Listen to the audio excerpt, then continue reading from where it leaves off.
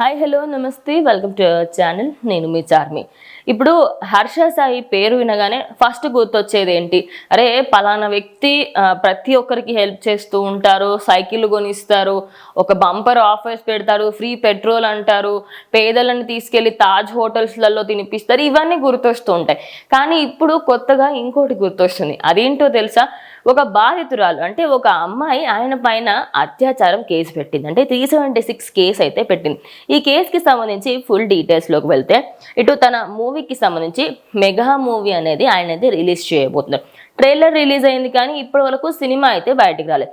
ఇక ఆ సినిమాకి సంబంధించి నిర్మాతకు అదేవిధంగా ఆయనకు ఇద్దరికీ కూడా గొడవలు కావడంతో ఆ బాధితురాలు అయితే ఇటు ఆయన పైన కంప్లైంట్ రేస్ చేసింది. అదేంటి అంటే, నేను ఆయనకి కాపీ రైట్ ఇవ్వలేదు కాబట్టి ఆయన నాకు మత్తుమంది ఇచ్చి నన్ను అఘాయిత్యానికి పాల్పడ్డాడని, నాతో అయితే వీడియో ఉందో ఆయన నా పైన అత్యాచారం చేసింది, ఆ వీడియోని చూపిస్తూ నన్ను బ్లాక్మెయిల్ చేస్తున్నానని, ఈ వీడియోని అందరికీ పంపించి బ్లాక్మెయిల్ చేస్తాను అనే విధంగా ఆయన కొన్ని వ్యాఖ్యలు చేశారు అనేది అయితే ఆ బాధితురాలు చెప్పుకొస్తుంది. ఇక బాధితురాలు ఫిర్యాదు మేరకు నార్సింగి పోలీసులు అయితే ప్రజెంట్ హర్ష సాయి కోసం వెతుకుతున్నారు.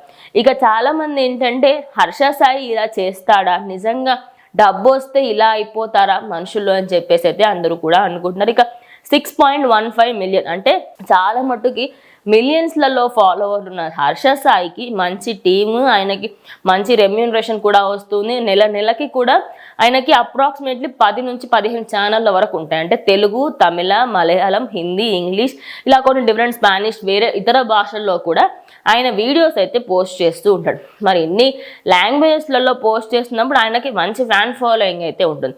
మరి అలాంటి వ్యక్తి పైన ఇలాంటి ప్రచారం రావడంతో ఇక నార్సింగి పోలీసులు అయితే ఆయనని వెతకడానికి అయితే వెళ్ళారు. ఇక ఇప్పటి వరకు అయితే ఆయన ఫోన్ మాత్రం అస్సలు లేపట్లేదు. కానీ ఇన్స్టాగ్రామ్లో ఒక చిన్న స్టోరీ పెట్టారు.